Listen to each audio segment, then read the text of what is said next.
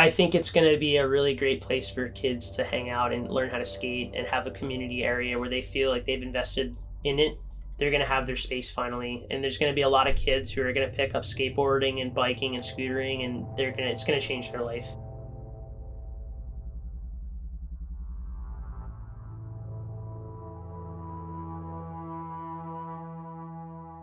Yeah, my name is JD Turner, and I am the owner of Holistic Skate Shop and the president of the Reading Skate Park Association, and I'm a local skateboarder.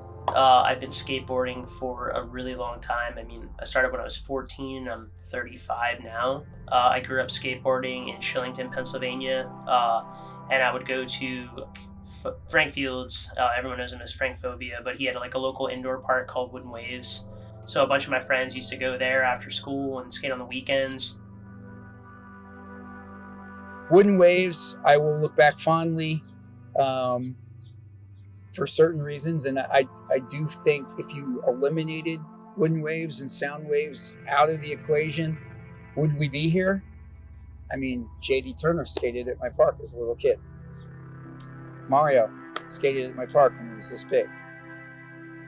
I wanted to make it like the Warped Tour under a roof. That was really ultimately the dream, the goal. For a while, it was lightning in a bottle. It was, I think, a pivotal point in the skate and music community of Berks County. There was always a gratification and a satisfaction with it, but we didn't make any money there. I mean, that was a hell of an investment. It was a 5-year plan, you know? And in that 5-year plan, it wasn't, hey, we're going to be closed for months on end because of flooding and having to resurface the ramps and, you know, that kind of thing. But it was interesting that after the first flood of who from the community rallied and came and got a broom and, you know, helped resurface the ramps. And they all rallied because they wanted it open. And then we reopened.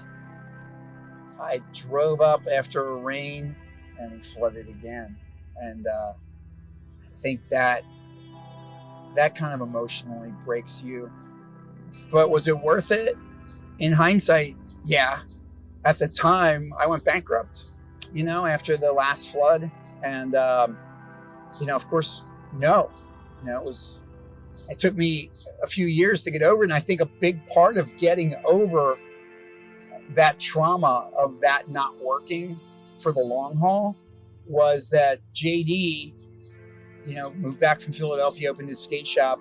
And, just JD's energy and his determination was what I had, you know, a decade prior. I went to Temple University for 5.5 years. As I was graduating and leaving Philadelphia, all these new skate parks and additions to skate parks were popping up. There was DIY spots, and we had FTR, which is one of the biggest DIY builds in the East Coast.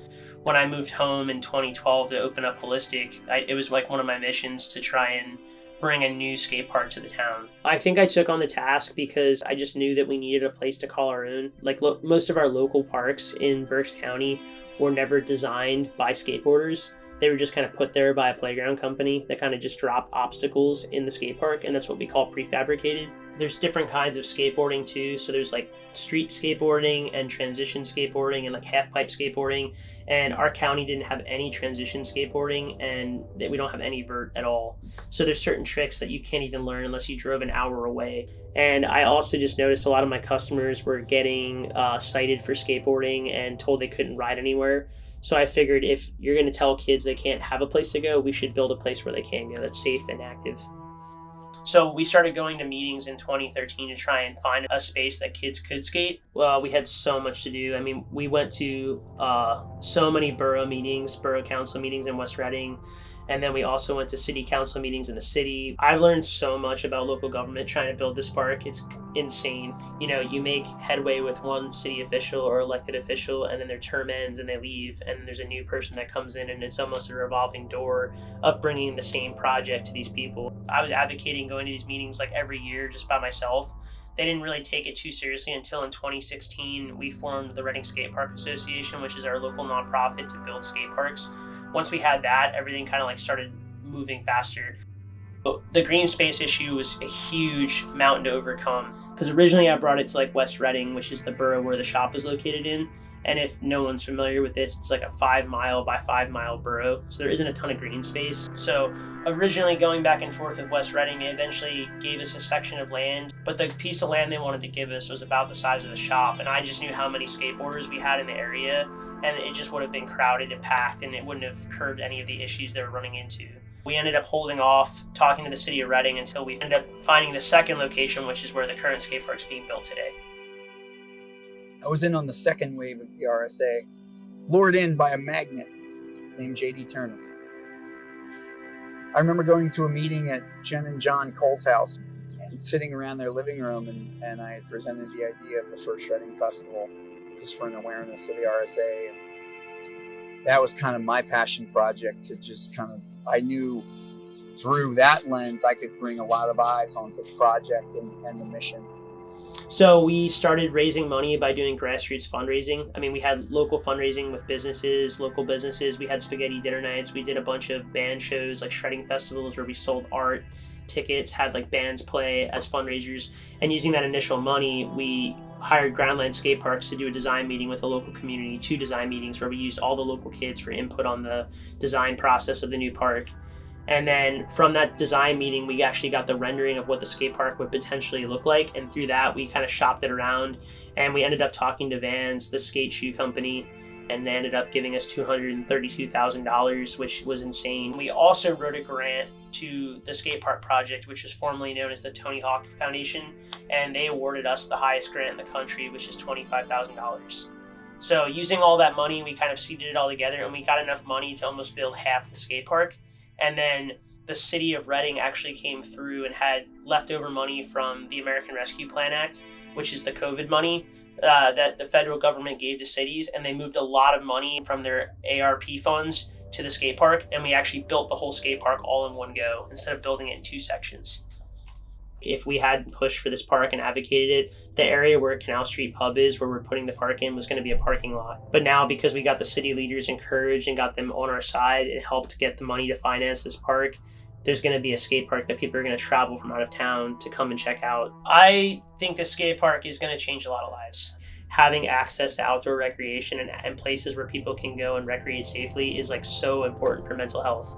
And I feel like that's really something that a skate park, as much as on the surface level, people don't really understand.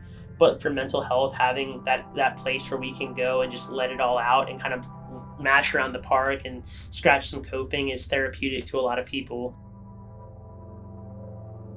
It's going to teach so many kids. A local kid can learn at this new skate park and be a basic beginner 1 year, and in 5 years they could be learning McTwists. I think there's really no cap on what this facility can do for kids. So this skate park has stepping stones to it where if someone wants to learn, they have the ability to learn on the terrain. With skating, it's kind of like, it's not us against each other, even though there are contests for skating, it's you against your board and how much you can push your mental to get to the next level. So I think giving kids basically like an empty slate, or just like something that they can mold and create, and they can learn the lines and they can learn how to air out. They'll be able to do anything they want in that park and take it to other parks nationwide.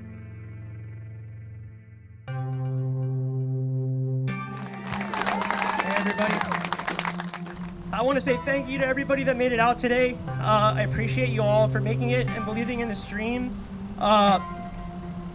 I'm a skateboarder. When I was growing up, I wanted to be a pro skateboarder. And then I met Mario McCoy. And now I'm not a pro skateboarder because he's amazing. But I want to say that for everyone that's out in the crowd today, we're all connected by skateboarders. We all know a skateboarder in our life, and we all dreamed of this park. And I'm so happy that we got it done. So thank you. I appreciate you all. And I love you all so much. Thank you so much. This park is going to impact future generations. It's going to be here for all the kids in the future. And I can't thank you enough for helping out. And I love you all. And thank you so much. 1,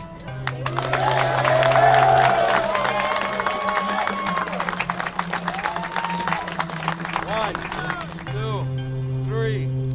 Here we go.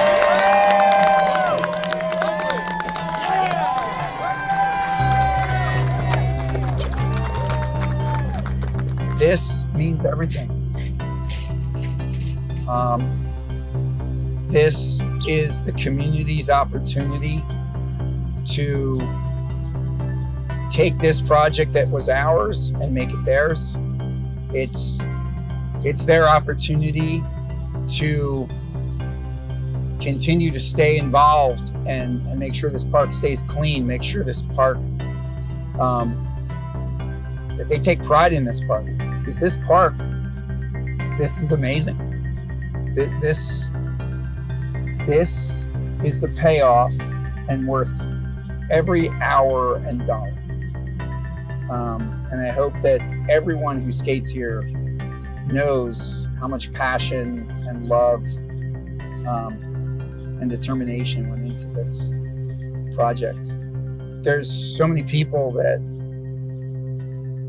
we need to thank and to remember that may not physically be here.